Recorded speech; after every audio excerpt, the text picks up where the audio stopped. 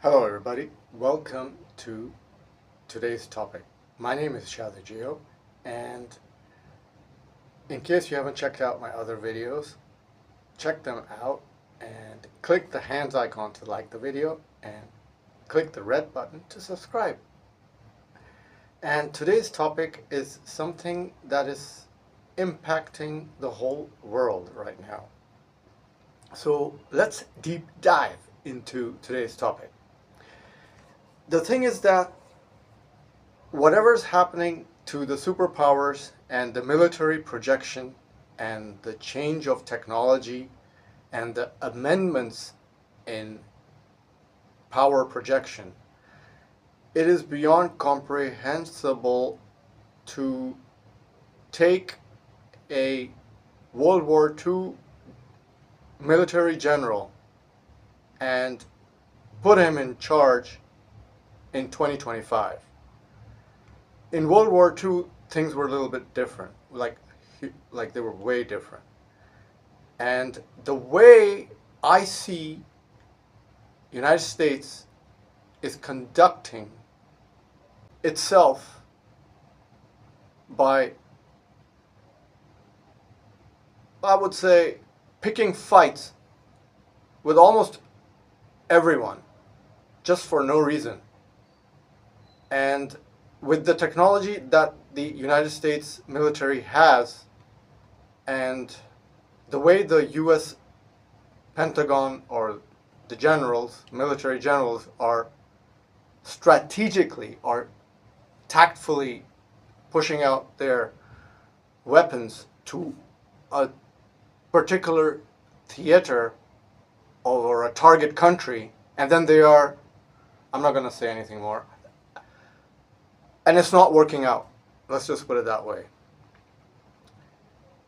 The thing is that if you want to be the policeman of the world, you have to be like 2,000 steps ahead of everybody. And that's the only way you can be the policeman of the world. And the way things are going, and especially with Ukraine and Russia, we can see the technology there is like on another level. I can describe some from science fiction movie, something like Terminator Part 1, where they see the robots taking on the human soldiers, something like that. So it's pretty advanced in Ukraine versus Russia. And do check out my videos on Ukraine versus Russia. They're on the channel. However, then we see Yemen versus United States. And I also have a video previously about Iran, how when they used the hypersonic missiles to launch on Tel Aviv. So check out that video as well. It's got a lot of factual information about how Iran has sophisticated weapons and how they pulled off two simultaneous attacks on Tel Aviv. It's on my channel. And I've put them all the links in the video's description box. You can check them out there if you don't want to search on the playlist. Yemen is not a superpower. Let's just put it that way. And the reason why I'm discussing these things and the reason why I'm making this video today is because ever since I was a child, I always loved statistics about military data. And I was in love with World War II facts about all the countries, allies versus Axis, and so forth. I'm not going to get into that. And ever since I grew up, I've grown up in the American system, basically. And you can see, you know, the way I speak and everything. I have U.S. degrees. I grew up did my university in America, in UK, blah, blah, blah. So the thing is that, like, it's no brainer that the Pentagon says one thing at the White House, but the media projects another thing, because facts on the ground are totally different. But the US administration, now I'm going to say this for the record, the Biden administration really messed up. They just didn't screw up here and there. It's like they were a ticking bomb, seriously. And I'll say again, I'm really glad Donald Trump is in power, and I'm really happy for him. And I'm really glad that the United States has a very mature president. And, I support him. And because of him, we are sitting here. I've said it before also. If Donald Trump was not in power today, he was not the president yet, I will tell you, I would not be sitting halfway across the world and making a vlog.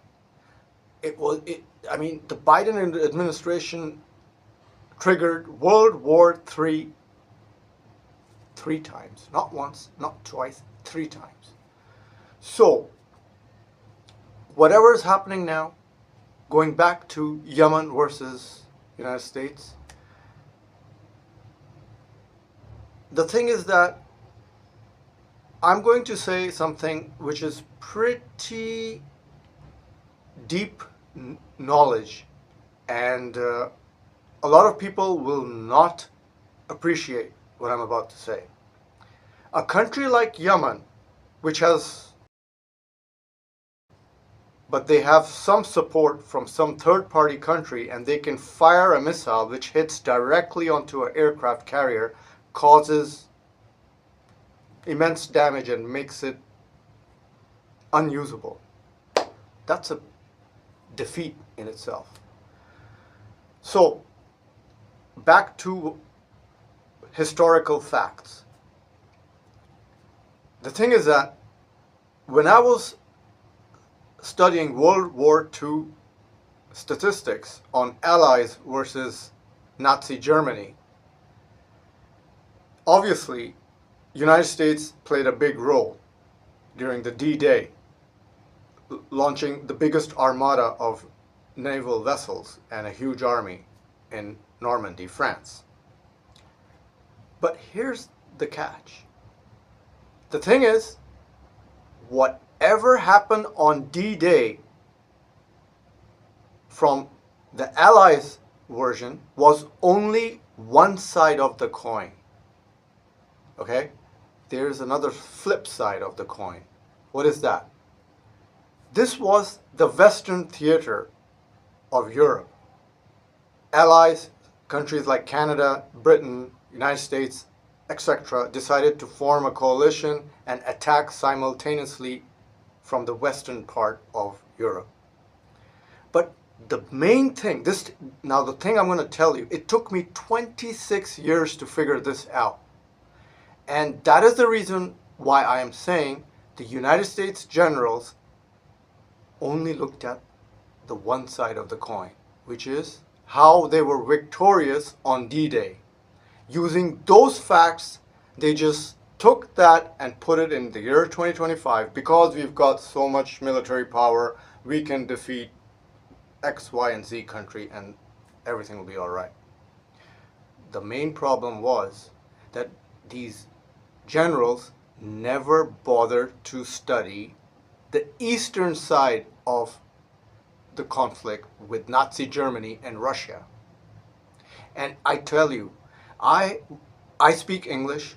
I watch every single war movie from Hollywood, and I think I've seen so many movies from Hollywood.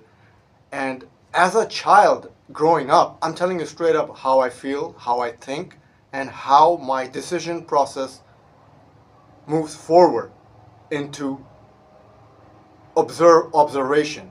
Because I'm not from World War II. I'm not. I'm like 1990s generation kid.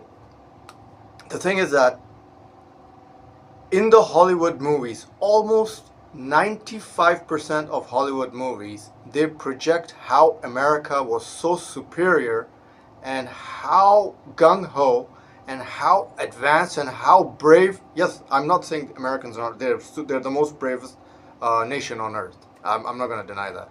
But they only depicted one side of the coin, okay? I don't have a coin, but let's say this is a coin. That's the American side, and this is the Russian side.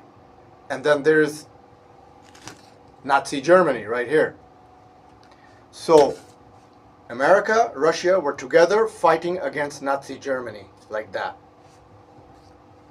What happened is, all these US generals, they took their data in World War II, how they defeated Hitler, and using previous historical data, you know, yeah, we can, and then they did small wars in 1990, Kosovo, you know, Serbia, and then Iraq, and then Iraq version 2.0, and and Libya. These were not wars. I mean, Iraq war was a coalition of 38 countries versus one country which didn't have updated weapons. They had 1970s weapons. So back to the point, to the flip side of the coin. In Hollywood, everybody projects United States as the sole power who defeated Nazi Hitler. But what took me 26 years to find the facts that it wasn't so? Because I went to the library. I went to the library, and in the library there are several sections. There's the English books, then there is the French books, and then there are the Russian books. Obviously, I went to the section which has Russian books written in Russian language. And I was shocked to learn the fact which I never in my life, from any of those Hollywood movies that I saw, they said that it was Russia who defeated Hitler. No. They always said it was the Americans who defeated Hitler. And they were the single power. If there was no America, like when Pearl Harbor was attacked, you wouldn't have woken up a sleeping giant, etc. Fine. What happened to the flip side of the coin? In those Russian section of World War II books, they say Russia was faced with blitzkrieg, weaponized infantry and armored columns of Hitler. What does that mean? In World War II, there was the Western Front and there was the Eastern Front. The Western Front is where the D-Day, where the Americans landed on France and beach in Normandy. The Eastern Front is the Berlin side of East Germany, where the borders with Russia, and where the Battle of Stalingrad and the Battle of Kursk took place. And I believe from historical data, Battle of Kursk to date is the largest tank battle in mankind. So, how did Russia defeat single-handedly a blitzkrieg weaponized, mechanized infantry of Nazi Hitler Germany? This is the question. Nowhere did I see in the Western English, American, British books that it was Russia who defeated the Eastern Front. And if there was no Russia, the Eastern Blitzkrieg would have taken over all of Russia and went into Asia and whatnot. They still had a huge army in Nazi Germany. And those forces could have come to Western theater. But it didn't happen that way. Because there was the D-Day attack and then there was the Russian attack simultaneously, and Russia converted all its factories into making weapons within 24 hours. They were producing tanks on a daily basis, the T-34 tank. And if you know the history of T-34, it's not a very powerful tank. But it was sufficient enough because they were producing huge quantities of those tanks. Even the Tiger II tanks of Germany couldn't prevent the huge quantity that was just coming towards Hitler's forces. So, in conclusion, It was Russia who defeated Nazi Germany. It was not United States that defeated Nazi Germany. It was a combination of allies, and majority of the power projection in historical books doesn't give credit to Russia, straight up. And that's what astonishing and surprising and bewildering to me, which took 26 years of my life to figure this point. Because I went to the Russian section in the library and I read those books. And that is how Battle of Kursk and Stalingrad, how they defeated Nazi Germany. And if there was no Russia, Hitler would still have its forces. They could have just put those forces in the Western theater and the war would have continued. Because it was a Russian superimposed manufacturing of weapons, they defeated on the Eastern Front and then the Allies. And the Allies was a combination of a lot of countries. It wasn't just United States. Again, Russia on the Eastern Front was one country.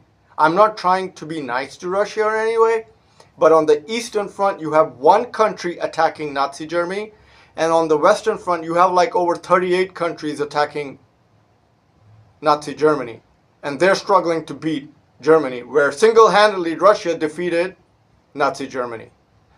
Do you see the big picture? What I'm getting at? Now let's fast forward in 2024 to 2025. Ukraine-Russia war. What happened here? 56 countries coalition formed to supply money, finances, and weapons to Ukraine. Where did it get them? Ask yourself. Again, somebody woke up the big bear.